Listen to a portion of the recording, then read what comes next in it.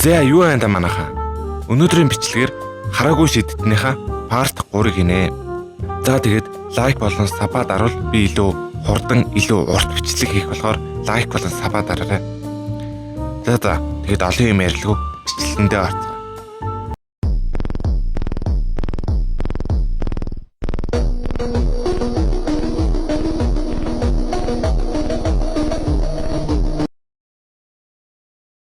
Тэгэд каст Конаны шалгалт өгөх өрөөг бэлдэж байлаа. Тэр Конанаас чи үндсийг нь ойлгосноо гэж асууд Конан толгой дохив. Каст эхэндээ ер нь сурагчид шалгалтын хооронд их амардаг, харин чи арай эрт өгж болно гэлээ. Конан гайхаад харсан чинь каст аав чинь хаантай ярилцаж зохицуулсан гэж тайлбарлав. Конан энийгэд аав хаантай ойрхон л доо гэв. Гэхдээ дотроо жаахан эвгүй санагдаж байв. Аав нь намайг дэмжих гэж ингэж танил талаа ашиглаж байна гэж бодоод гэмшив.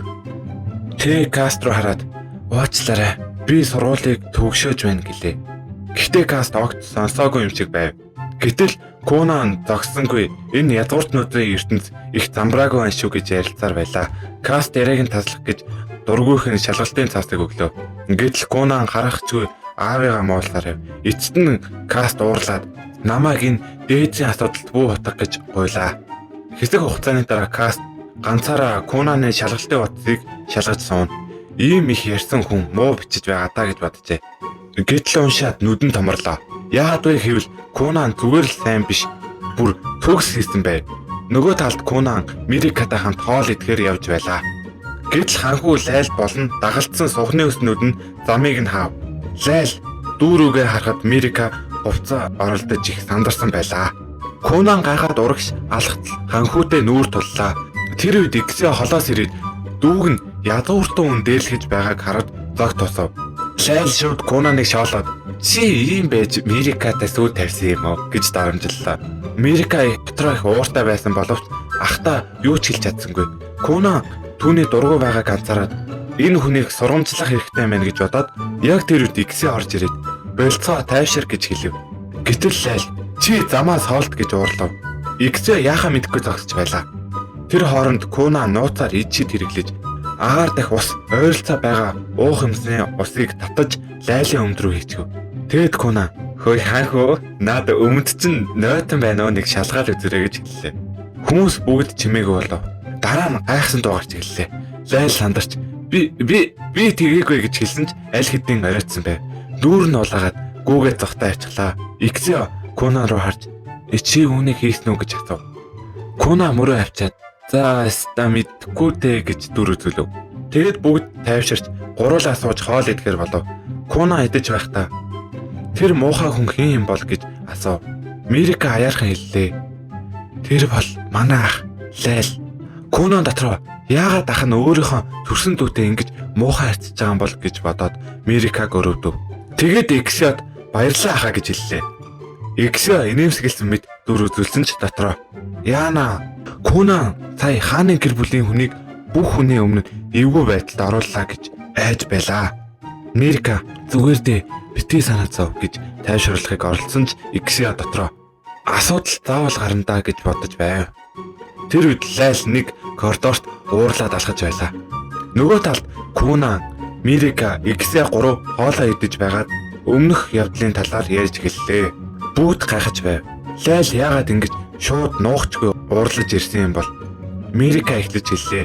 Магадгүй ах намайг дахин захирах гэж тэгсэн байх.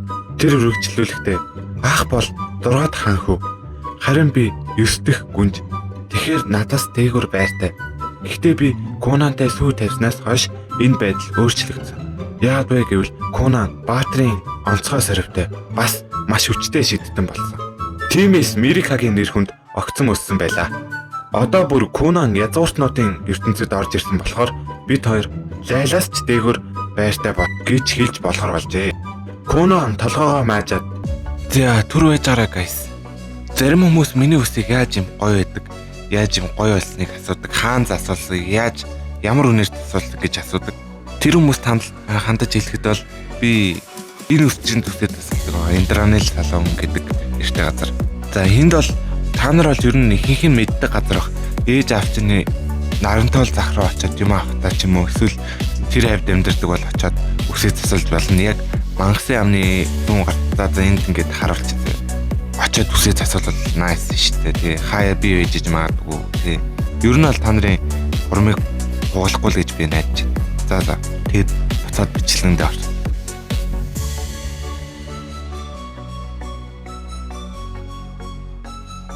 Энэ бүх зэрэг дэв байр суурь гэдэг юмнаас чинь их ойлгохгүй байна гэв.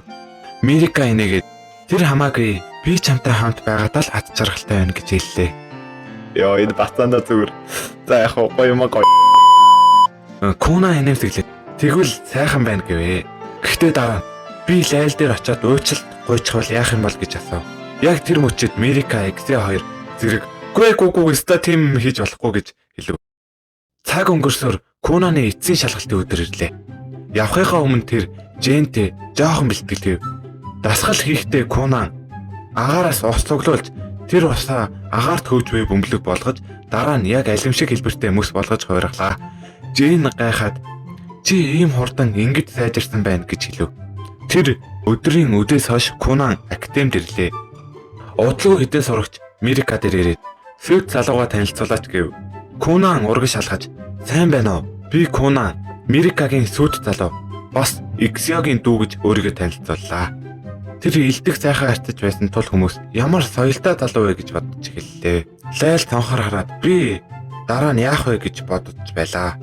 Гэтэл хэдэн сурагч хурдлаарай шалгалт эхлэх гэж байна гэж дуудав. Лайл хамраас өгөөд би хэзээ очихоо өөрөө мэднэ гэж бардам хэллээ. Сурагчид айсан байдалтай шалгалт бүгдэнд нь нэг дор эхэлнэ. Хэрвээ одоо очихгүй бол чи хоцроо шүү гэв. Лайл тэднийг хараад гинэт уурлав. Эднэр ард нь муулдаг байх гэж бодоод бүр их ууранд хүрлээ. Яг уурлах гэж байтал гэтэл Куна инээмсэглээд гарч ирээд Лайлын гарыг хатгалаа. Сайн байна уу? Би бол Куна. Өмнө нь дөв танилцаж амжаагүй шүү дээ гэж баяртай хэлв. Лайл гайхаад гараа татаж хэн чамд надтай ярих хэрэг өгсөн юм? Бүр хурж байдаг гэж уурлав. Куна уучлаарай. Гэхдээ холдохын оронд та их гоё хүн байна. Та их мундаг хүн шиг харагдаж байна гэж магтаж эхэллээ. Дахин магтсаар байхад Лайлын нүүр улааж эхэллээ. Тэр нуух гэж оролцсон ч хүмүүс гарчгав. Сурагчид инээлдээд яана Лайл ичглээ гэж гайхаж байлаа. Удалгүй бүгд суудалтаа сууж шалгалт эхэллээ. Цаг хурдан өнгөрч шалгалт дуусав. Профессор Каст самбар дээр гарч ирээд нэр бичгийн оронд нэг том цэцэг дурлаа. Тэр нь бүгд тэнцсэн гэсэн үг байлаа. Бүх сурагчид баярлаж баяр хүргэе гэд бивэндээ хэлв. Бүх зүйл дуусны дараа Кунан морин тэрэгтээ сууж дараа нь дахин уулзсандаа гэж найдаж байна гэд гарлаа. Тэр харж ирээд шууд Жэнтэй дахин бэлтгэл хийж эхэллээ. Нэг усан бөмбөлөг хийж түүнийг 10 ширхэг болго гэв. Кунан амархан хийчгээд би бас шин зүйл сурсан гэлээ. Тэгээд нэг усан бөмбөлгийг жижиг шувуу болгож хуургав. Шууд алавчаад дэлгээд агаарт нислээ. Жэн гайхаад юу ч хэлж чадсангүй. Хэсэг хугацааны дараа тэр өвдөг дээрээ сууж би чамд заах зүйл бараг үлдээгүй юм байна гэж санаалдаад Жэн зориг харгаад Кунан би чамд үндэ заах юм байхгүй болсон гэж хэлв.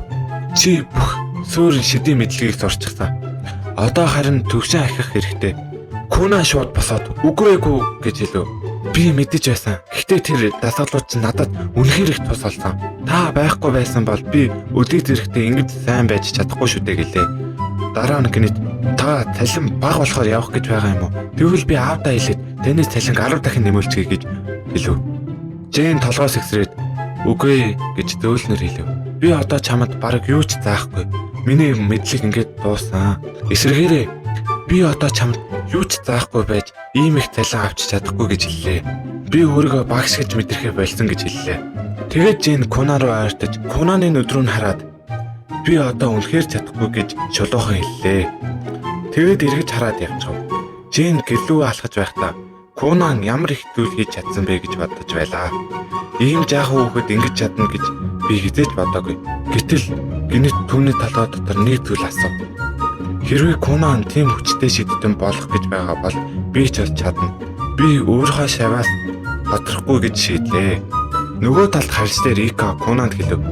Флорач бас ажиллаа өгсөн. Чи язгууртны хүүхдүүдийн сургуулийг дуусгаад төгссөн болохоор түүний ажил дууссан гэж хэлв. Кунан жаахан гониглаад би түүнтэй салах хийж чадсангүй. Рика болохоор баяртай гэж хэлээг нь учиртай. Чи уйлчаач магадгүй байсан гэж тайлбарлав. Түүнийг сонсоод Куна тэгвэл би түүнд захиа бичнэ гэлээ. Түүнд баярснаа хэлнэ гэж шийдэв. Орой хоолны үеэр Куна аавтайгаа ярив. Куна Жэйн ажиллаа өгсөн. Тэр өөрийгөө надад заахад хангалтгүй гэж бодож байна гэсэн. Тэд ярилцаж байхад Гисо гинэт би маш хүчтэй хаан шидтний тухай сонсож байсан. Тэр шидтэн нь Шианли гэдэг. Куна шууд тэр миний дараагийн багш болгоё гэлээ. Гэтэл аав шууд үгүй гэж хэлв. Хааны шидтэнд багш болох бараг боломжгүй. Тэд хаанд ажилдаг хувийн шав авдаггүй. Тэр хэтэрхий чухал хүмүүс гэж тайлбарлав. Гэхдээ Куна шууд бууж өгсөнгүй. Тэр би аавтай хамт ороод ордонд ороод төөрсөн мэт дүр үзүүлнэ. Тэгээд нэг шидтэн ихээр нь түүнийг ятгана гэж төлөвлөгөө гаргав. Аав шууд энэ бол маш тэнэг санаа. Амжилттай болох магадлал 10% хүрэхгүй. Бүгд бүр март гэж хэлв. Куна мартах гэж байтал. За энэ үрээд манай энэ парт маань дууслаа. Дараагийн партыг энэ бичлэгт илүү урт болгож илүү чанартай болгохыг хүсвэл юугаа дардаг үлээ хургаараа. За тэгээд тэрийгээ дарчаад бас саба дараад комент өгдөгрэй. Тэгвэл би илүү урамшаад тэгээд дээр саяны хэлсэн юмнуудыг тэгээд биелүүлэн заяа. За тэгээд дараагийн партаар уулзъя. Баяртай guys.